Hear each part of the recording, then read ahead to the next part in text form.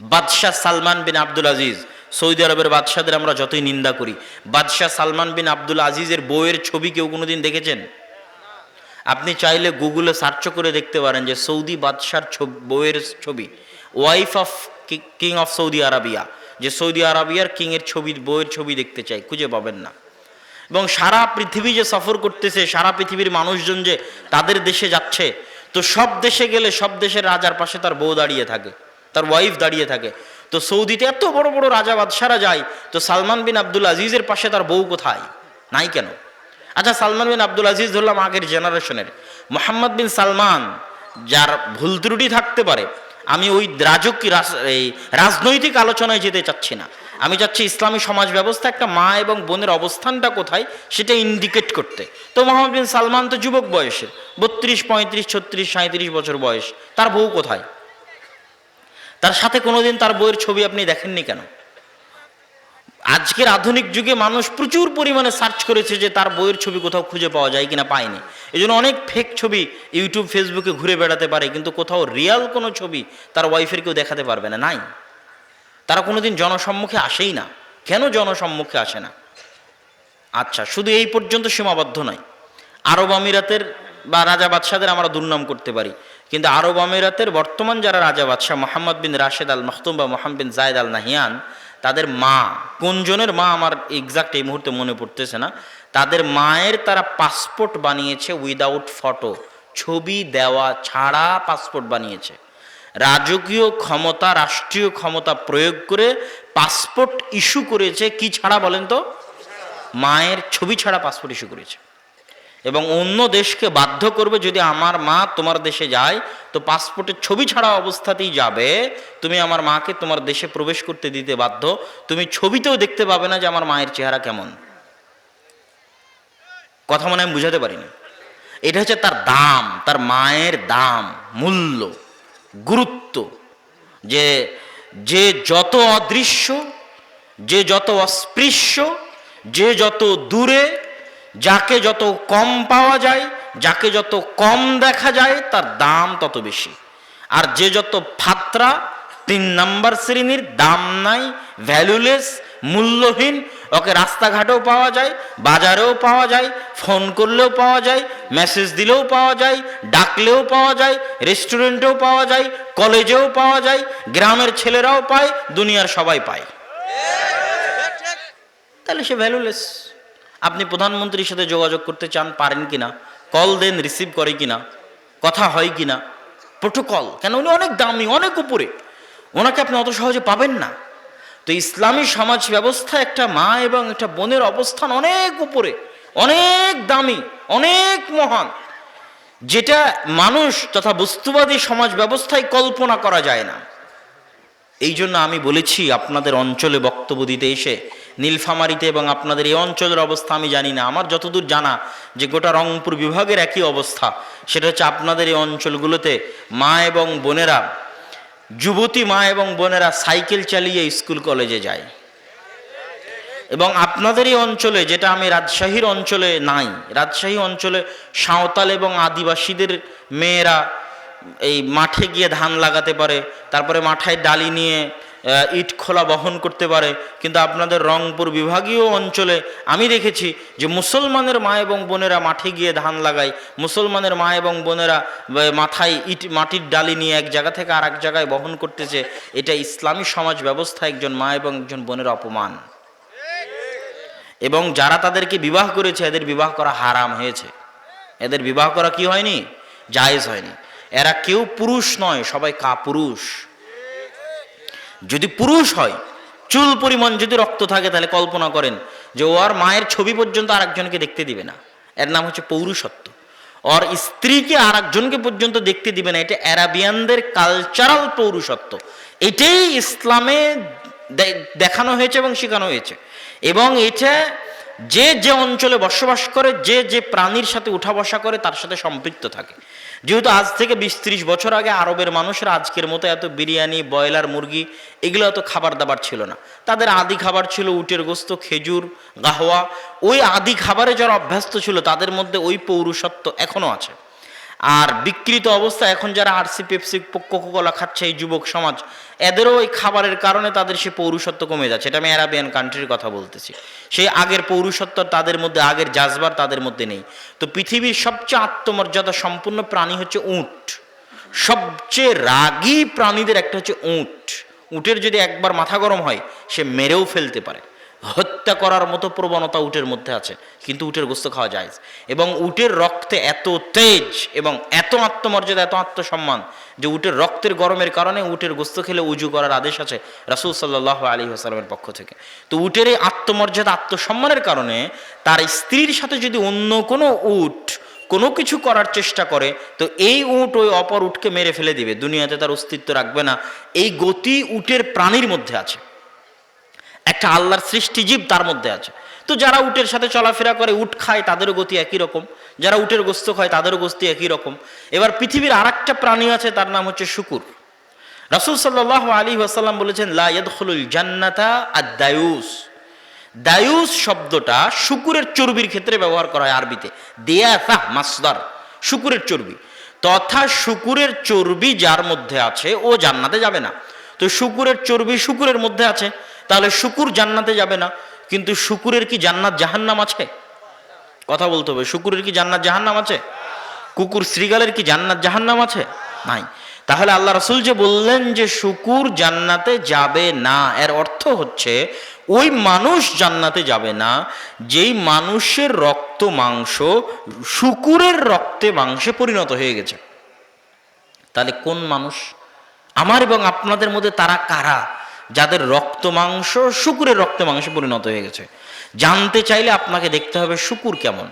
বিশ্বাস না হলে আপনি আবার আপনাদের আশেপাশে সাঁওতাল এলাকায় যেখানে শুকুর লালিত পালিত হয় সেখানে যান, যাই দেখেন সবচেয়ে ঘৃণ্য, নিকৃষ্ট, অপরিষ্কার, অপরিচ্ছন্ন, ময়লা প্রাণী হচ্ছে শুকুর। এমনকি শুকুরদের মধ্যে এমনও স্বভাব আছে যে অপর শুকুরের নিতম্ব থেকে গু আর পেশাব চেটে খেলেও শুকুরের প্রাণীর মধ্যে ইতস্তবোধ হয় না। এবং শুকুরের স্ত্রীর সাথে আর 5 জন 10 জন অন্য শুকুর এসে যদি তাদের সেই চাহিদা মেটানোর চেষ্টা করে, তবু এই পুরুষ শুকুরের মধ্যে কোনো প্রকার প্রতিক্রিয়া কাজ করে না। এতটা অপরিষ্কার, অপরিচ্ছন্ন, নোংরা, ময়লা, ঘৃণ্য, নিকৃষ্ট পশু আল্লাহ পৃথিবীতে সৃষ্টি করেননি। তাহলে হুবহু এই শুকুরের মতো কিছু মানুষ আছে যারা মোহরানা দিয়ে বিবাহ করেছে, কিন্তু তাদের স্ত্রী রাস্তাঘাটে কাজ করে, তাদের মেয়েরা বেপর্দা অবস্থায় রাস্তাঘাটে বের হয়, তাদের স্ত্রীরা বেপর্দা অবস্থায় রাস্তাঘাটে বের হয়, হাসি মুখে পরপুরুষের সাথে কথা বলে, অথচ তাদের রক্তে আগুন লাগে না, এরা কাপুরুষ। এবং এদের চর্বি এবং রক্ত পচে গলে দুর্গন্ধযুক্ত হয়ে শুকুরের মতো হয়ে গেছে। এটা আমি বলিনি, রাসূল সাল্লাল্লাহু আলাইহি ওয়াসাল্লাম বলছেন এরা জান্নাতে যাবে না, এদের মধ্যে পৌরুষত্বের গুণ নেই। এই জন্য আমি বলেছি তাদের বিবাহ করা ঠিক হয়নি। এই জন্য আমি আপনাদের কাছে দাবি রেখে যেতে চাই যে আপনার মেয়ে গার্মেন্টসে চাকরি করবে, সেই টাকা দিয়ে আপনার সংসার চালাতে হবে। এটা হচ্ছে বস্তুবাদী সমাজ ব্যবস্থা আমাদের মাথায় ঢুকিয়ে দিয়েছে যে আমাদের মেয়েরা বেকার যদি সেও 2 টাকা ইনকাম করে না দিতে পারে। এটা বস্তুবাদী সমাজ ব্যবস্থা আমাদের মাথায় ঢুকিয়েছে, আমাদের মা এবং বোনদের মাথায় ঢুকিয়েছে যে তাকে ক্যারিয়ার গঠন করতে হবে। তো ক্যারিয়ার গঠন করাটা তার স্বাধীনতা। কিভাবে? স্বামীর আনুগত্য করলে দাসত্ব হয়, আর ক্যারিয়ারের নামে বসের বিছানায় গেলে, ক্যারিয়ারের নামে রাজনৈতিক নেতার বিছানায় গেলে সেটা স্বাধীনতা হয়। নাউজুবিল্লাহ। এই হচ্ছে বস্তুবাদী সমাজ ব্যবস্থা। একটা মেয়ের দাম নির্ধারণ করেছে, একটা মেয়ের মূল্য নির্ধারণ করেছে, কিন্তু ইসলামী সমাজ ব্যবস্থায় মা এবং বোনদের অবস্থান এই জায়গায় নয় যে আপনি তার মূল্য নির্ধারণ হবে সে 2 টাকা ইনকাম করে দিতে পারবে। বাচ্চাকে সৎ মানুষ রূপে গড়ে তোলা এটা অত সহজ কাজ নয়, এটা অনেক কঠিন কাজ। আর এই পুরো কঠিন কাজটা আল্লাহ একজন মা এবং বোনের দায়িত্বে দিয়েছেন। সুতরাং এটা তার আসল ক্যারিয়ার, এটা তার আসল দায়িত্ব, এটা তার আসল চাকরি। এইটাতে সে যদি দায়িত্বহীনতার পরিচয় দেয় আর পৃথিবীর সকল দায়িত্ব পালন করে, তাহলে পৃথিবী ধ্বংস হতে আর বেশি দিন নিবে না। আপনি যদি মনে করেন যে মা এবং বোনদের চাকরি বাকরি করে টাকা ইনকাম করাই সমাজের উন্নয়ন, দেশের উন্নয়ন, নারীর ক্ষমতায়ন, নারীর সাক্ষরতার হার, নারীর চাকরির হার যদি মনে করেন যে দেশের উন্নয়নের মাত্রা নির্ধারণ করবে, তাহলে আজকে আমি আপনাকে একটা বাক্য বলে দিয়ে যাই যে সারা বাংলাদেশের সকল মা এবং বোনকে যদি সরকারি চাকরি দিয়ে দেওয়া হয় এবং সরকারি চাকরি দিয়ে সবাই যদি টাকা পয়সা ইনকাম করে, তো ওই সকল মা এবং বোন এই গোটা দেশ এবং জাতির যা উপকার করতে পারবে, একজন আল্লাহওয়ালা, পরহেজগার, সতী, তাকওয়াবান, পর্দাশীলা মা যদি ঘরে বসে একটা সৎ সন্তান মানুষ করতে পারে, একটা সালাহুদ্দিন আইয়ুবী, একটা মোহাম্মদ বিন কাসেম, একটা তারেক বিন জিয়াদ, একটা ইমাম বুখারী, একটা ইখতিয়ারউদ্দিন মোহাম্মদ বিন বখতিয়ার খিলজি জাতিকে উপহার দিতে পারে, তাহলে সারা বাংলাদেশের সব মা এবং বোন রাস্তাঘাটে কাজ করে, চাকরি বাকরি করে, টাকা পয়সা ইনকাম করে দেশ ও জাতির যা উপকার করতে পারবে, এই একজন আল্লাহওয়ালা পরহেজগার পর্দাশীনা মা ঘরে বসে একজন সালাহুদ্দিন আইয়ুবী, একজন ওমর ইবনুল খাত্তাব, একজন তারেক বিন জিয়াদ, একজন ইমাম বুখারী দেশ এবং জাতিকে দিয়ে তার চেয়ে বেশি উপকার করতে পারবে। এবং এটাই ইসলামী সমাজে বোঝানো হয়েছে একজন মা এবং বোনের গুরু দায়িত্ব। এবং এই জায়গাতেই বস্তুবাদী সমাজ আঘাত এনেছে, বস্তুবাদী সমাজ এই জায়গাকেই ধ্বংস করে দিয়েছে, যেন আমাদের পরবর্তী প্রজন্মকে মানসিকভাবে পঙ্গু করে দেওয়া যায়। কেন বললাম মানসিকভাবে পঙ্গু? আজকের যারা পাশ্চাত্য সমাজ ব্যবস্থায় বড় হয়, তারা মানসিকভাবে খুব দুর্বল, তারা মানসিক বিকারগ্রস্ত। পাশ্চাত্য সমাজের 80% সন্তান মানসিক বিকারগ্রস্ত।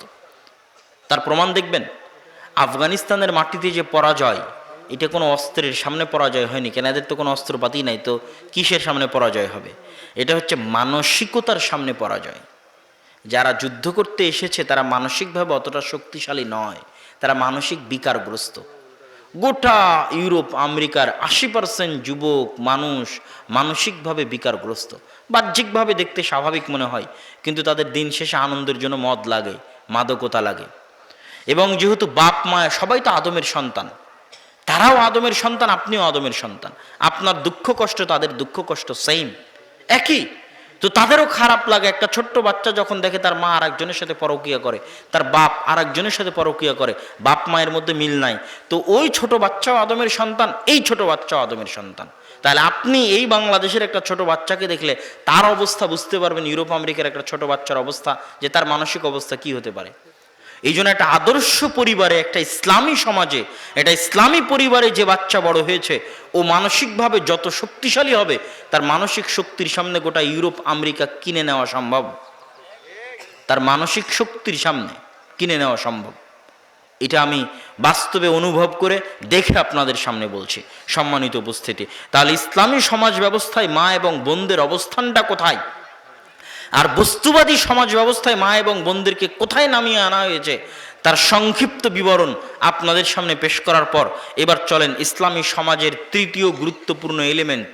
আমাদের যুবক ভাইয়েরা যারা এখানে বসে আছে, বাপ মায়ের পর্ব শেষ, স্ত্রী কন্যার পর্ব শেষ, এবার যুবকদের পর্ব দিয়ে ইসলামী সমাজ ব্যবস্থার এই বক্তব্যের শেষের দিকে চলে যাব ইনশাআল্লাহ। যুবকদের উদ্দেশ্যে কি বলতে চাই? যুবকদের উদ্দেশ্যে যেটা বলার সেটা হচ্ছে, আজকে 57টা মুসলমানদের দেশ, তারা দাবি করে তারা স্বাধীন, কিন্তু আমি দাবি করি একটা মুসলিম দেশও স্বাধীন নয়। এরা নাম কাওয়াস্তে রাজনৈতিকভাবে স্বাধীনতা অর্জন করেছে। কারো অর্থনৈতিক স্বাধীনতা নাই, কারো জ্ঞান বিজ্ঞানের স্বাধীনতা নাই। এই দুই স্বাধীনতার কারণে এরা সব নত, তথা প্রকৃত স্বাধীনতার স্বাদ ভোগ করতে পারে না। দুইটা স্বাধীনতা না থাকার কারণে, এক অর্থনৈতিক স্বাধীনতা, দুই জ্ঞান বিজ্ঞান ও প্রযুক্তিতে স্বাধীনতা না থাকা। জ্ঞান বিজ্ঞান ও প্রযুক্তির পরাধীনতা আপনাকে দেখাই। আজকের যারা উন্নত বিশ্ব তারা হচ্ছে ফার্স্ট ওয়ার্ল্ড কান্ট্রি, আর আজকের আমরা হচ্ছে থার্ড ওয়ার্ল্ড কান্ট্রি, তৃতীয় বিশ্ব। গরিব দেশ বাংলাদেশ, শ্রীলঙ্কা, পাকিস্তান, আমরা থার্ড ওয়ার্ল্ড কান্ট্রি। তো উন্নত বিশ্বের দেশগুলো আমাদের চাইতে জ্ঞান বিজ্ঞানে 50 এবং 100 বছর এগিয়ে আছে। তাদের কাছে 50 এবং 100 বছর অগ্রিম জ্ঞান বিজ্ঞান আছে, যা তারা এখনো পৃথিবীতে ছাড়েনি, রিলিজ করেনি, কিন্তু তাদের কাছে আছে। সময়ে সময়ে তারা রিলিজ করবে।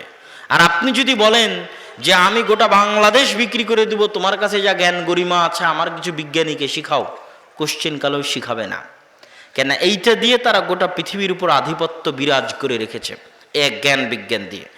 এক জ্ঞান বিজ্ঞানের দাসত্বের একটা নমুনা আপনাকে দিই। একটা মুসলিম রাষ্ট্র উন্নত বিশ্বের কাছ থেকে একটা জেট ফাইটার বিমান ক্রয় করেছে। মহিলা প্যানেলে একটা মেয়ে অসুস্থ, তার স্বামীর নামে একটা এখানে আছে, যাইতে বললো। আচ্ছা, একরামুল নামে কারো স্বামীর স্ত্রী মহিলা প্যান্ডেলে অসুস্থ, আপনি একটু অবশ্যই যাবেন জরুরি ভিত্তিতে মহিলা প্যান্ডেলে। একরামুল তো একটা জেট ফাইটার বিমান কিনেছে একটা মুসলিম দেশ। তো ওই উন্নত বিশ্ব বলছে যে তুমি এটা কিনে নিয়ে গেছো ভালো কথা, যদি নষ্ট হয়, নষ্ট হয়ে গেলে আবার আমার কাছে পাঠাবা, আবার নতুন করে বিল দিবা, পয়সা দিবা, টাকা দিবা, আমি আবার নতুন করে তোমার মেশিন ঠিক করে দিব, আবার তোমার কাছে পাঠাবো। কিন্তু এটা নষ্ট হলে কেমনে ঠিক করে এই জিনিস তোমাকে শিখাবো না। কি বুঝলেন? কথা মনে হয় বুঝাতে পারিনি আমি উত্তর শুনতে চাচ্ছি, কথা কি বুঝতে পেরেছেন? এই মাইক আপনার কাছে বিক্রি করেছি, বিক্রি করার পর বলেছি মাইক যদি নষ্ট হয় কেমনে ঠিক করতে হয় তা শিখাবো না, আবার আমার কাছে আসিও, আবার নতুন করে টাকা দিও, আমি আবার মাইক ঠিক করে তোমাকে দিয়ে দিব। তো তোমার কাছে যুদ্ধ বিমান বিক্রি করলাম, কেমনে ঠিক করতে হয় জানাবো না, নষ্ট হলে আমার কাছে আসবা, আবার টাকা দিবা, টাকা দিয়ে কিনেছো, আবার টাকা দিয়ে ঠিক করে নিয়ে যাবা। এর নাম হচ্ছে জ্ঞান বিজ্ঞানের দাসত্ব। তারা 50-100 বছর এগিয়ে। আর আপনি যে গোলাম দাস, এটা বুঝার জন্য দুটো উপায়। এক, আজকে আপনি প্রধানমন্ত্রী হয়ে যান, দেশের রাষ্ট্রপতি হন, আপনি বুঝবেন যে আপনি গোলাম। এটা অনেকের গায়ে লাগতে পারে কথাটা, কিন্তু আপনি বুঝবেন, আপনি প্রধানমন্ত্রী হলেই পরের দিন বুঝবেন যে আমি গোলাম, এটা গোলাম দেশের গোলাম প্রধানমন্ত্রী হয়েছে। আর একটা উপায় কি বুঝার, আর একটা উপায় হচ্ছে আপনার গলায় যদি বাংলাদেশি পাসপোর্ট ঝুলান, বাংলাদেশি পাসপোর্ট ঝুলিয়ে এই 1,57,000 বর্গ মাইলের বাইরে বের হবেন। সেটা যদি ইন্ডিয়া হয় তো ইন্ডিয়া, সেটা যদি অন্য কোনো দেশ হয় তো অন্য কোনো দেশ। তখন দেখবেন আপনার দামটা কোথায়, আপনার ভ্যালুটা কোথায়।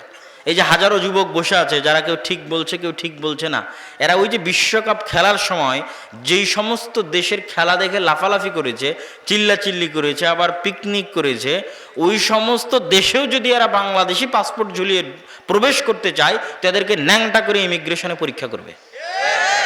কেন না? ওই বাংলাদেশি, এই জন্য এটা যে ওর দাম। কিন্তু বাংলাদেশে বসে ঠিকই লাফালাফি করেছে, কিন্তু ততক্ষণ বুঝবে না যে গোলাম, গোলামের ঘরের গোলাম, যতক্ষণ না ওই বাংলাদেশি পাসপোর্ট গলায় না ঝুলিয়ে এই দেশের বাইরে বের না হয়েছে। কিন্তু ওদেরকে দোষ দিয়ে লাভ নাই, আমি বারবার বলি তাদের দোষ দিয়ে লাভ নাই, দোষ তো এই যুবকদেরই। আমি তো ইউরোপের বিশ্ববিদ্যালয়ে পড়ি, তো ইউরোপের বিশ্ববিদ্যালয়, ইউরোপেরই তো খেলা ফুটবল বিশ্বকাপ। তো ফুটবল বিশ্বকাপের কোনো একটা দিন আপনাকে চ্যালেঞ্জ দিলাম, যুবক যারা তোমরা শিক্ষিত আছো, বিভিন্ন এলাকা থেকে আসছো, আজকে এখান থেকে ফিরে গিয়ে ইউটিউবে সার্চ দাও, গুগলে সার্চ দাও, যে কোনো একটা ম্যাচকে কেন্দ্র করে, আর্জেন্টিনা ব্রাজিলের কোনো একটা ম্যাচকে কেন্দ্র করে অক্সফোর্ড বিশ্ববিদ্যালয়ের কোনো একটা ব্যাচের ছাত্ররা কোনো একটা পিকনিক করেছে, কোনো এক জায়গায় একত্রিত হয়ে আনন্দ উৎসবের সাথে আর্জেন্টিনা এবং ব্রাজিলের খেলা দেখেছে। অক্সফোর্ড, ক্যামব্রিজ, হার্ভার্ড, ইউরোপ আমেরিকার কোনো একটা বিশ্ববিদ্যালয়ের কোনো একটা ব্যাচের স্টুডেন্টস একত্রিত হয়ে আনন্দ উল্লাসের সাথে খেলা দেখেছে, এবং একত্রিত হয়ে কোনো এক দলের জয় পরাজয়ের কারণে টাকা পয়সা একত্রিত করে পিকনিক করেছে। এরকম একটা নিউজ আমাকে এনে দেখাও। আর তোমাদের যেই বিশ্ববিদ্যালয় সারা বিশ্বে র্যাঙ্কিংয়ে 1,000-1,500 বিশ্ববিদ্যালয়ের মধ্যে চান্স পায় না, এই বিশ্ববিদ্যালয়ের ছাত্ররা যারা ভবিষ্যতের বিসিএস ডিগ্রি, বিসিএস ক্যাডার হয়ে এরা পুলিশ হবে, আর্মি হবে, র্যাব হবে, এরাই জাতির মেধাবী জাতির এ প্লাস, গোল্ডেন এ প্লাসগুলো এখানে জমা হয়েছে। এরা ঘন্টার পর ঘন্টা বড় স্ক্রিনের সামনে দাঁড়িয়ে একসাথে একত্রিত হয়ে আনন্দ উল্লাস করে খেলা দেখে, ড্যান্স করে, আবার কোনো একটা দলের জেতার জন্য পিকনিক করে। এরা যদি গোলামি যদি এদের ভাগ্যে না থাকে তো কাদের ভাগ্যে থাকবে? গোলামি তো এদের ভাগ্যেই থাকবে। এই জন্য আমি বলেছি যে আমাদের, যে আমি কিন্তু সব কথা এখন যুবকদের উদ্দেশ্যে বলতেছি, মা বোনের পর্ব শেষ করেছি, পিতা মাতার পর্ব শেষ করেছি, যুবকদের উদ্দেশ্য করে বলতেছি যে তোমাদের জীবনের সারমর্ম আমার কাছে ধরা পড়ে। অসংখ্য যুবক যাদের লাইফ ইজিক্যাল টু মানে সমান সমান, যাদের গোটা জীবন সমান সমান, কি আমি বলে দিই, এরকম অসংখ্য যুবক আছে। তুমি মরার আজকে যদি আমার এই বক্তব্য শোনো, আবার মরার পরে যদি কোনোদিন আমার এই বক্তব্যের কথা মনে পড়ে, তাহলে মিলিয়ে দেখবা যে আমার বক্তব্যের সাথে তোমার লাইফের সামারি মিলে কিনা, তোমার লাইফের সারমর্ম মিলে কিনা। আর না হলে চোখের সামনে যাদেরকে দেখতে পাচ্ছ তাদেরকে দেখে আমার বক্তব্য মিলাও যে লাইফের সামারি মিলে কিনা। আমাদের যুবকদের জীবনের সারমর্ম হচ্ছে, এদের জন্ম হবে, জন্ম হওয়ার পর এরা কি করবে, ছোট বয়সে একটু খেলাধুলা করলো ঠিক আছে, বুদ্ধি হওয়ার পর একটা মোবাইল হাতে পাবে, video games, free fire, PUBG.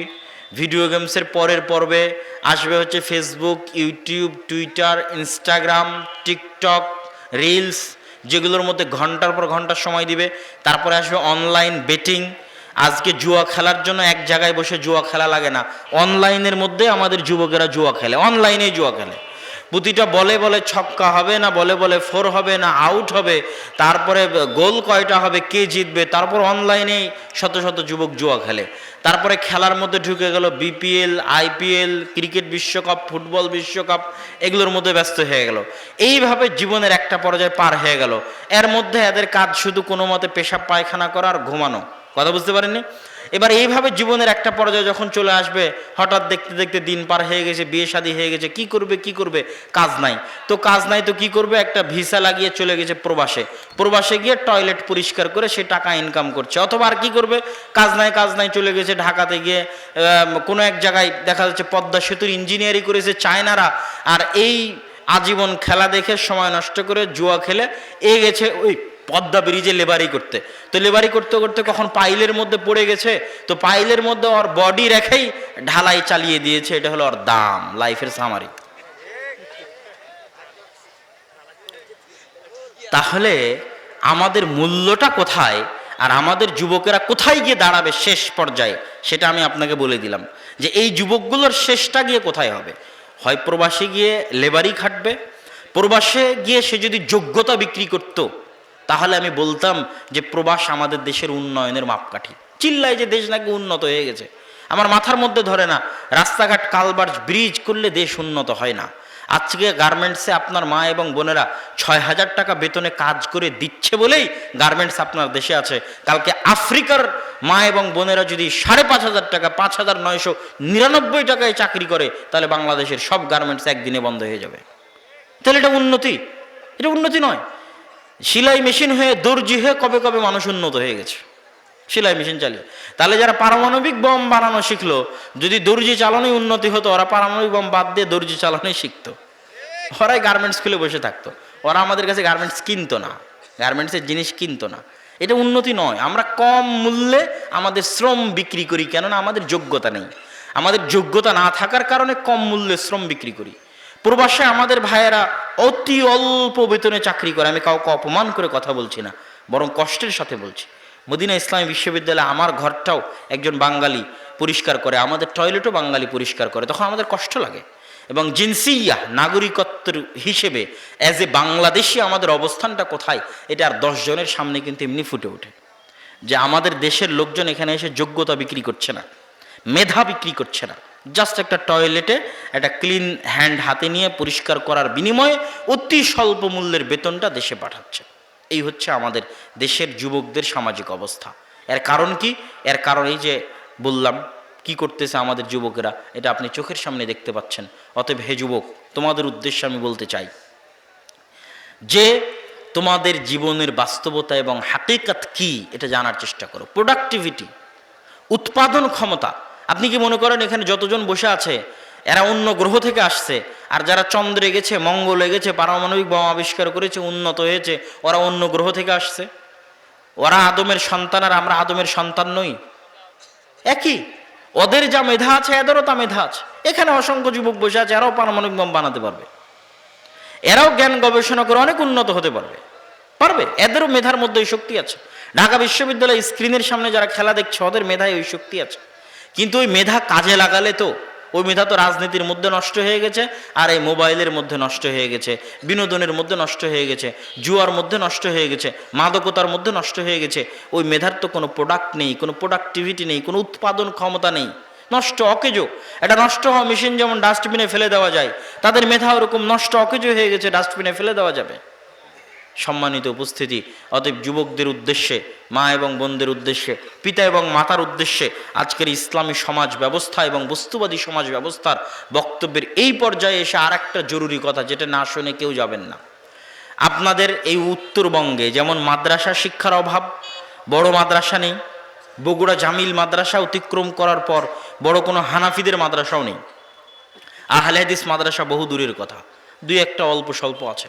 তার পাশাপাশি আর একটা বড় সমস্যা হচ্ছে, যে দুই একটা মক্তব চলতো, এই মক্তবগুলো বিভিন্ন কারণে গোটা রংপুর বিভাগে বন্ধ হয়ে গেছে, নাই। এবং এই মক্তবগুলো উঠে যাওয়ার কারণে ব্রাক স্কুল, তারপরে প্রশিকা, তারপরে হচ্ছে এই কাদিয়ানি, তারপরে হচ্ছে খ্রিস্টান মিশনারি, এদের পাল্লায় পড়ে যায়। দেখেন কুড়িগ্রামের চরে, লালমনিরহাটের চরে, পঞ্চগড়ে অসংখ্য কাদিয়ানি, অসংখ্য মুসলমান খ্রিস্টান হয়ে গেছে। কেন? এগুলো একটা মসজিদে মক্তব চলে না, কেউ কোরআন জানে না। সর্বনিম্ন শিক্ষা অন্তত কোরআনটা তো জানতে হবে। সর্বনিম্ন মুসলমান বলে দাবি করতে হলে অন্তত কি জানতে হবে? কোরআন জানতে হবে। তো একে তো মাদ্রাসা নাই, দ্বিতীয়ত স্কুলের ছেলে পেলে কোথায় কোরআন শিখবে? মসজিদে মক্তব নাই। তাহলে ব্রাক যদি সারা বাংলাদেশে 25 থেকে 30 হাজার স্কুল চালায়, এদের নিজস্ব কোনো জমি নাই, ভাঙ্গা বেড়া ভাঙ্গা টিন অন্যের জমি ভাড়া করে নিয়ে চালায়। তাহলে আপনাদের মসজিদে টাইলস আছে, সবই আছে, ফ্যান আছে, লাইট আছে, বিল্ডিং আছে, ছাদ ঢালাই আছে, মসজিদে মক্তব নাই কেন? কোরআন শিক্ষার ব্যবস্থা নাই কেন? মুসলমানের সন্তানেরা নিদেন পক্ষে, নিম্ন পক্ষে কোরআন শিখতেছে না কেন? সর্বনিম্ন এই জ্ঞানটুকু তো অন্তত মুসলমানদের সন্তানদেরকে দিতে হবে। একটা মুসলিম দেশের এর চেয়ে বড় লজ্জার আর কি হতে পারে, যে এই দেশের স্কুলের সিলেবাসের মধ্যে মুসলমানের সন্তান কোরআন শিখবে এই ব্যবস্থা নেই। যদি আল্লাহর ইবাদতটা ফরজ না হয়, আল্লাহর ইবাদতের চাইতে জরুরি। জুরাইজ নামে বানু ইসরাইলের একজন ব্যক্তি, কানা ইয়াতাআব্বাদু ফি সাওমাআতিহি, সে তার নিজস্ব গির্জায় আল্লাহর ইবাদত করত। একদিন জুরাইজের মা তাকে ডাক দিয়ে বসলো। ওয়াসাদাফাতহুস সালাহ, যেই সময় জুরাইজের মা জুরাইজকে ডাক দিয়েছে, ওই সময় জুরাইজ সালাতের মধ্যে আছে, নামাজের মধ্যে আছে। তখন জুরাইজ বলছে, কি করব? সালাত না মায়ের ডাক, নামাজ না মায়ের আহ্বান, নামাজ না মায়ের আদেশ, কি করব ভাবতে ভাবতে জুরাইজ ইখতার সালাহ, সালাতকে বেছে নিল। যে না, আগে সালাতই আদায় করি, আগে আল্লাহরই ইবাদত করি, পরে মায়ের আহ্বানে সাড়া দিব। যখন জুরাইজ সালাতকে বেছে নিল, তখন জুরাইজের মা বলল, হে আল্লাহ, লা তুমিতহু হাত্তা তারা ওয়াজহা মুমিসাতিন, এই জুরাইজের যেন মৃত্যু না হয় যতক্ষণ পর্যন্ত সে ব্যভিচারিণীর মুখ না দেখেছে। কেননা জুরাইজ আমার ডাক, আমার আহ্বান, আমার আদেশের উপর সালাতকে প্রাধান্য দিয়েছে। একজন ব্যভিচারিণী মহিলা, তার সাথে রাখাল রাইল গানাম ব্যভিচার করলো। ব্যভিচারিণী মহিলা জনগণকে বলল, এই গির্জায় যে শায়েখ আছে, পাদ্রী আছে, হুজুর আছে, সে আমার সাথে এই খারাপ কাজটি করেছে। লোকজন জুরাইজের সাওমাহ গির্জা ভেঙে চূর্ণ বিচূর্ণ করে দিল। যখন সন্তান প্রসব হলো, দিন মাস যাওয়ার পরে, দিন মাস তারিখ পার হওয়ার পরে যখন সন্তান প্রসব হলো, যে সমস্ত বাচ্চা মায়ের কোলে কথা বলেছিল তার মধ্যে এই বাচ্চাটা একজন। জুরাইজ ওই বাচ্চাকে জিজ্ঞেস করে বলল, ইয়া সবি ইয়া ওয়ালাদ মান আবুক, এই বাচ্চা বলো তো তোমার পিতাকে। তখন বাচ্চা মায়ের কোল থেকে কথা বলে উঠল যে অমুক রাইল গানাম, অমুক রাখাল আসলে আমার পিতা। জনগণ বুঝলো যে জুরাইজ নিষ্পাপ, জুরাইজ এই পাপের সাথে জড়িত নয়। কিন্তু কথা হচ্ছে, জুরাইজ যেই যে অপমানের মুখোমুখি হলো, এই যে শাস্তির মুখোমুখি হলো, এই যে কষ্টের মুখোমুখি হলো, এটা তার মায়ের বদদোয়া কাজে লেগেছিল তার জন্য। তার মায়ের কোন বদদোয়া, কিসের জন্য? সে আল্লাহর সালাতকে প্রাধান্য দিয়েছিল মায়ের আহ্বানের উপরে। আল্লাহর সালাতকে যদি, নফল সালাত তথা ফরজ নয়, যে আদেশ মানলে আল্লাহ সুবহানাহু ওয়া তাআলার গুনাহ হবে না, ওই রকম প্রত্যেক আদেশ মানাটা আল্লাহ সুবহানাহু ওয়া তাআলার নফল ইবাদতের চাইতেও বেশি গুরুত্বপূর্ণ, বেশি নেকির কাজ। তথা 50,000 টাকা দান করলে যা নেকি হবে, 1 লক্ষ টাকা দান করলে যা নেকি হবে, বাপ মায়ের একটা আদেশ শুনলে তার চেয়ে বেশি নেকি হবে, হবেই হবে। 50 ওয়াক্ত সালাত, তারাবির সালাত, তাহাজ্জুদের সালাত আদায় করলে যা নেকি হবে, এবং অতিরিক্ত নফল সালাত আদায় করলে যা নেকি হবে। পিতামাতার একটা আদেশ, যে আদেশ শুনলে আল্লাহর অমান্য হবে না, আল্লাহর গুনাহ হবে না, এরকম যে কোনো আদেশ মেনে নিলে তার চেয়ে বেশি নেকি হবে যদি আল্লাহর সন্তুষ্টির জন্য মেনে নেয়। এভাবেই ইসলামে পিতামাতার অবস্থান নির্ধারণ করা আছে, এভাবেই ইসলামে পিতামাতার জায়গা নির্ধারণ করা আছে, যেটা বস্তুবাদী সমাজ ব্যবস্থার সাথে আকাশ ও জমিন পার্থক্য। বস্তুবাদী সমাজ ব্যবস্থায় সন্তানের বয়স যে 18 বছর হয়, সন্তান বাপের বিরুদ্ধে কেস করতে পারবে। ইউরোপ আমেরিকার প্রতিটা দেশে অসংখ্য মুসলিম ফ্যামিলি একটাই প্রবলেম ফেস করে, যে আমার সন্তান তো 18 বছর বয়সের পর আমার কথা শুনবে না।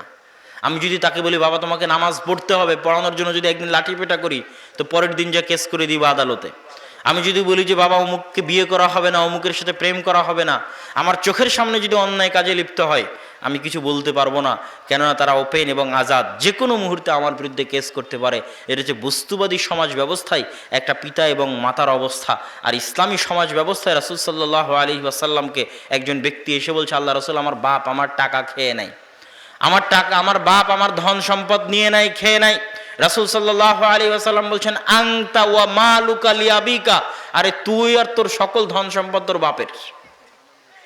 রাসূল সাল্লাল্লাহু আলাইহি ওয়াসাল্লামের উত্তর, হাদিসের বাক্য। ব্যক্তি এসে অভিযোগ দিল আল্লাহ রাসূল আমার বাপ আমার টাকা নিয়ে নেয়, তখন আল্লাহ রাসূল সাল্লাল্লাহু আলাইহি ওয়াসাল্লাম উত্তরে কি বললেন, তুই নিজেও তোর বাপের, তোর ধন সম্পদও তোর বাপের। তাহলে কোনো সন্তানের যদি কোনো ধন সম্পদ থাকে, পিতা সেখান থেকে নিতে পারে, তার ইচ্ছা মতো খরচ এবং ব্যয় করতে পারে, এটা রাসূল সাল্লাল্লাহু আলাইহি সাল্লামের আদেশ। আর বস্তুবাদী সমাজ ব্যবস্থায় সন্তান পিতার বিরুদ্ধে কেস করতে পারে। এই হচ্ছে আসমান এবং জমিন পার্থক্য।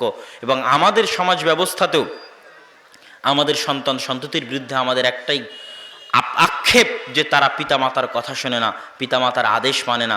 পিতামাতার কথা শোনা ছাড়া, পিতামাতার আদেশ মানা ছাড়া জীবনে কেউ কোনোদিন বড় হয়নি, আর কারো পক্ষে কোনোদিন বড় হওয়া সম্ভব নয়।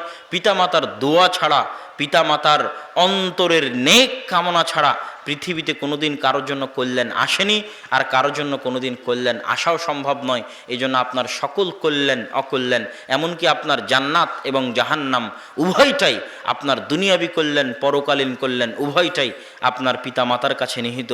অতএব পিতামাতার দোয়া নিয়ে, পিতামাতার খেদমত করে, পিতামাতার আদেশ মেনে কষ্ট হলেও বহুদিনই ভাই যারা প্রথম প্রথম আহলে হাদিস হয়, সালাফি হয়, হয়ে বলে যে আমার বাপ বেদাতি, আমার মা বেদাতি, কি করব। রাসূল সাল্লাল্লাহু আলাইহি সাল্লামকে একই প্রশ্ন করেছিল, আপনারটা তো বেদাতি। রাসূল সাল্লাল্লাহু আলাইহি সাল্লামকে প্রশ্ন করা হয়েছিল, আল্লাহ রাসূল আমার মা মুশরিকা কাফেরা, কি করব। রাসূল বলেছেন সিলি, তুমি তোমার মায়ের সাথে উত্তম আচরণ করো, দুনিয়াবি প্রত্যেকটা বিষয়ে তুমি তোমার মায়ের সাথে উত্তম আচরণ করো। কাফের হলে কি হবে, 10 মাস 10 দিন সেই পেটে ধারণ করেছে। কাফের হলে কি হবে, 2.5 বছর 3 মাস সেই তোমাকে দুধ পান করিয়েছে। এটাই আল্লাহর আদেশ যে কাফের হওয়ার পরও, মুশরিকা হওয়ার পরও যেহেতু সে বাপ মা, অতএব তার খেদমত করতে হবে, তার সেবা করতে হবে। তাহলে যদি আপনার বাপ মা বেদাতি হয়, আপনার বাপ মা যদি পীরের পূজারী হয়, আর আপনি আজকে আহলে হাদিসে বলবেন যে বাপ মায়ের সাথে ভালো সম্পর্ক রক্ষা করবেন না, বাপ মায়ের সাথে সুসম্পর্ক রক্ষা করবেন না, বউয়ের পাল্লায় পড়ে, তা কোশ্চেন কালো হবে না, এটা জান্নাতের রাস্তা নয়। ওঠেই আল্লাহর আদেশ। বিদাতি হলে কি হবে, কাফের হলে কি হবে, জন্ম সেই দিয়েছে, তার পেটেই আপনি ছিলেন, এবং তার পায়ের নিচে আপনার জান্নাত এবং জাহান্নাম। তার জান্নাত তার জাহান্নাম আল্লাহ দেখবে, কিন্তু আপনার জান্নাত আপনার জাহান্নাম তার পায়ের নিচে আছে। যতক্ষণ না তার কোনো আদেশ আল্লাহর বিরুদ্ধে না গেছে, আল্লাহ রসুলের বিরুদ্ধে না গেছে, ততক্ষণ পিতামাতার আনুগত্য করতেই হবে। তিতা লাগলেও, মিঠা লাগলেও, স্ত্রী স্বীকার করলেও, স্ত্রী স্বীকার না করলেও। আর পিতামাতার দোয়া থাকলে আপনার ধন সম্পদ, পরিবার পরিজন, সন্তান সন্ততি সকল কিছুতে বরকত হবে। এবং সন্তান সন্ততিকে দাদা দাদির ভালোবাসা দেওয়াটা খুবই গুরুত্বপূর্ণ। দাদা দাদির যদি ভালোবাসা না থাকে, তারা অনেকটা মানসিকভাবে দুর্বল হিসেবে বেড়ে ওঠার সম্ভাবনা আছে। অতএব দাদা দাদির সাথে সম্পৃক্ত করা, দাদা দাদির ভালোবাসা দেওয়া জরুরি। তাই স্ত্রীর পাল্লায় পড়ে দ্রুত সংসার আলাদা করে নেওয়া, বাপ মা থেকে আলাদা হয়ে যাওয়া, বাপ মা থেকে সম্পর্ক নষ্ট করা, এটা কোশ্চিনকালে ইসলামের দাবি নয়। ইসলামী সমাজ ব্যবস্থায় বাপ এবং মায়ের অবস্থান এরকম নয়।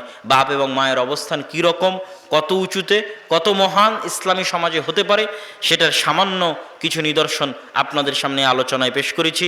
এবার আলোচনার দ্বিতীয় পর্ব, ইসলামী সমাজে মা এবং বোনদের অবস্থান কোথায়। সমাজ মানে তো তারাই, সমাজের একটা বড় অংশ বাপ মা, সমাজের একটা বড় অংশ স্ত্রী কন্যা, আর সমাজের আর একটা বড় অংশ যুবক, এই মিলেই তো সমাজ।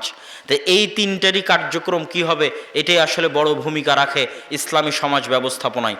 তাহলে মা বোনদের অবস্থা কি হবে। মা বোনদেরকে আজকে বস্তুবাদী সমাজ প্রোডাক্ট বানিয়েছে কিভাবে।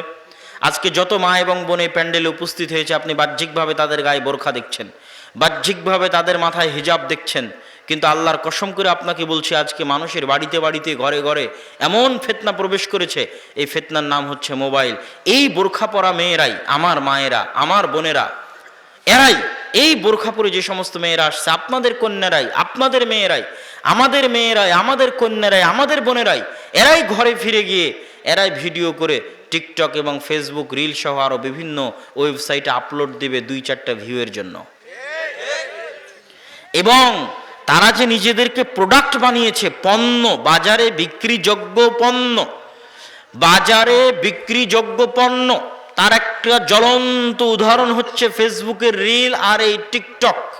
এই টিকটক ভিডিওতে একটা মেয়ে যদি দেখে আর একটা মেয়ের তার চেয়ে বেশি ভিউ, 10,000, 5,000, 1,00,000 ভিউ, তাহলে আর একটা মেয়ে 2টা ভিউয়ের জন্য, 2টা লাইকের জন্য কাপড় খুলতে খুলতে উলঙ্গ পর্যন্ত হয়ে যাবে। আমাদেরই মা এবং আমাদেরই বোনেরা। তাহলে সে নিজেকে কত নিচে নামিয়েছে যে তার দাম 2টা লাইক, তার দাম 2টা ভিউ, বাস এই পর্যন্তই তার শরীরের দাম। এই 2টা লাইকের জন্য, ভিউর জন্য সে তার শরীরকে বাজারে নিলামে বিক্রি করতে রাজি আছে। নাউজুবিল্লাহ। তাহলে কোথায় নেমে গেছে আমাদের বস্তুবাদী সমাজ ব্যবস্থা? আমাদের মা এবং বোনদেরকে কোন লেভেলের বাজারে বিক্রিযোগ্য পণ্য বানিয়েছে। আর ইসলামী সমাজ ব্যবস্থায় তার বিপরীতে কি হতে পারে সেটা আমি বলবো, যে মা এবং বোনদের অবস্থানটা কত উন্নত এবং কত সম্মানের সেটা বলবো। কিন্তু আগে বস্তুবাদী সমাজ ব্যবস্থায় কি অবস্থা হয়ে আছে দেখেন। আজকে বিমানে উঠলে যে সমস্ত বিমানবালাদের দেখা যায়, ওই কাজ কি একজন পুরুষ করতে পারে না? পারে। তাহলে ওখানে মহিলা কেন? সে তার যোগ্যতা বিক্রি করে সেখানে বেতন নিচ্ছে না, সে তার চেহারা বিক্রি করে বেতন নিচ্ছে। টিভিতে যখনই আপনি কোনো অ্যাড খুলবেন, সেই অ্যাডগুলো যে পণ্যের অ্যাড দেওয়া হয় ওগুলো কি ছেলেরা ব্যবহার করে না? চানাচুর, বিস্কুট, চা কি ছেলে মানুষ খায় না, শুধু কি মেয়ে মানুষ খায়? তাহলে টিভিতে যত অ্যাড আছে, অ্যাডভার্টাইজ আছে, সব অ্যাডভার্টাইজমেন্টে শুধু মহিলা কি জন্য আসে? এটা সে তার যোগ্যতা বিক্রি করছে না, এটা সে তার চেহারা বিক্রি করে টাকা ইনকাম করছে। রিসেপশন থেকে শুরু করে, শোরুম থেকে শুরু করে, রেস্টুরেন্ট থেকে শুরু করে সকল জায়গায় যেখানে যেখানে মেয়েদের রাখা হয়েছে জোরপূর্বক, যেখানে যোগ্যতার কারণে মেয়েরা আছে, আমি সেটার উপর কথা বলছি না, সেটার ক্ষেত্রে পর্দা মেনটেন থাকলেই যথেষ্ট। একটা মেয়ে যদি একটা গার্লস স্কুলের টিচার হয়, সে তার যোগ্যতা বিক্রি করে যদি বেতন ইনকাম করে এবং তার পরিবার এবং তার স্বামীতে যদি কোনো ক্ষতি না হয়, তার পর্দায় যদি কোনো ক্ষতি না হয়, সেটা তার ব্যাপার। কিন্তু যেখানে সে যোগ্যতা বিক্রি করছে না, যেখানে শুধু তাকে জোর করে বসানো হয়েছে তার চেহারা জনগণকে দেখানোর জন্য, রিসেপশন থেকে শুরু করে, বিমানবালা থেকে শুরু করে, অ্যাডভার্টাইজমেন্ট থেকে শুরু করে অসংখ্য জায়গায়, এমনকি আজকের সৌদি আরবেও জোরপূর্বক নারীদের ক্ষমতায়নের নামে অসংখ্য জায়গায় এত % মেয়ে রাখতে হবে মর্মে জোরপূর্বক মেয়েদেরকে ঘর থেকে বের করে চাকরির নামে, ক্ষমতায়নের নামে সেই জায়গাগুলোতে বসানো হয়েছে যোগ্যতার কারণে নয়, বরং চেহারা বিক্রি করার কারণে। অথচ আদম সন্তানের এই শরীরের দাম কত আপনি জানেন? আদম সন্তানের এই শরীর আল্লাহ সুবহানাহু ওয়া তাআলা নিজে হাতে বানিয়েছে। পৃথিবীতে আর কোনো কিছু আল্লাহ সুবহানাহু ওয়া তাআলা নিজে হাতে সৃষ্টি করেননি। এই জন্য বলা হয়েছে আশরাফুল মখলুকাত, সর্বশ্রেষ্ঠ সৃষ্টিজীব। এই জন্য আদম সন্তানের একটা চুল বিক্রি করলে আদম আলাইহিস সালামের অপমান হবে, কেননা আদম আলাইহিস সালামের শরীরের একটা অঙ্গ হচ্ছে এই চুল, যা যেই অঙ্গ প্রত্যঙ্গগুলো আল্লাহ সুবহানাহু ওয়া তাআলা নিজে হাতে সৃষ্টি করেছেন, সেটা বাজারে বিক্রি করা যায় না। ওটা বাজারে বিক্রি করলে আদম আলাইহিস সালামের অপমান হয়, ওটা বাজারে বিক্রি করলে হাওয়া আলাইহিস সালাতু ওয়াস সালামের অপমান হয়। আপনি কিডনি, রক্ত বাজারে বিক্রি করতে পারবেন না, চুল বাজারে বিক্রি করতে পারবেন না, অপমান।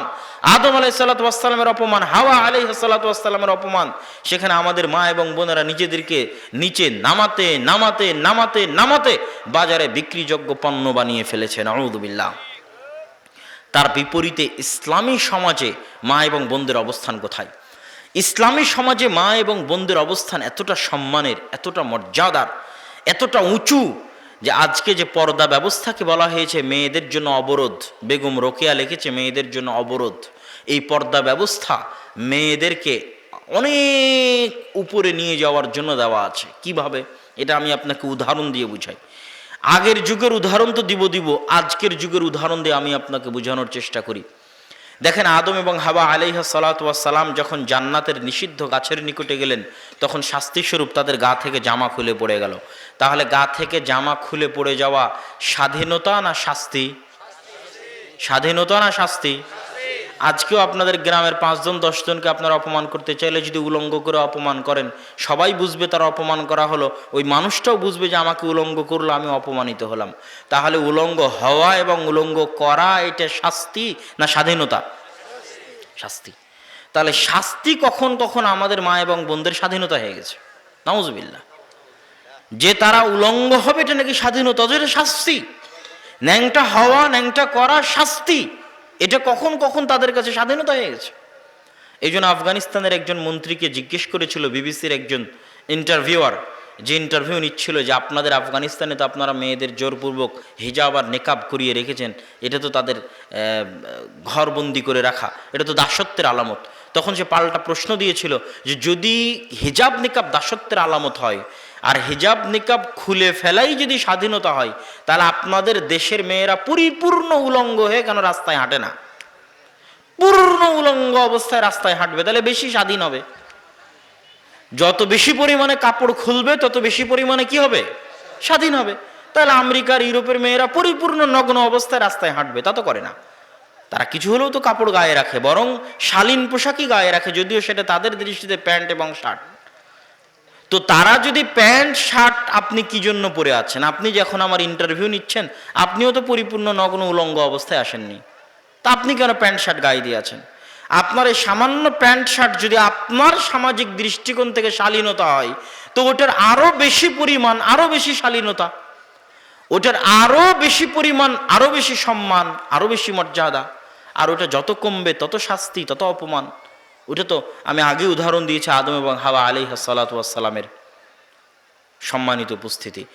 তো এইটা যে সম্মান, পর্দা যে সম্মান, যে পরিবার যত উন্নত, যে পরিবার যত ধনী, যে পরিবার যত স্বাধীন, যে মেয়ে যত স্বাধীন, যে মেয়ে যত উঁচু বংশের, যে মেয়ে যত উন্নত পরিবারের, যে মেয়ে যত উন্নত বংশের, ধনী বংশের, টাকা পয়সাওয়ালা বংশের, সম্ভ্রান্ত বংশের, ওই মেয়ের পর্দার ব্যবস্থা তত উন্নত, জনগণ থেকে তত আড়ালে, জনগণ থেকে তত অদৃশ্য, তত দামি, তত মূল্যবান।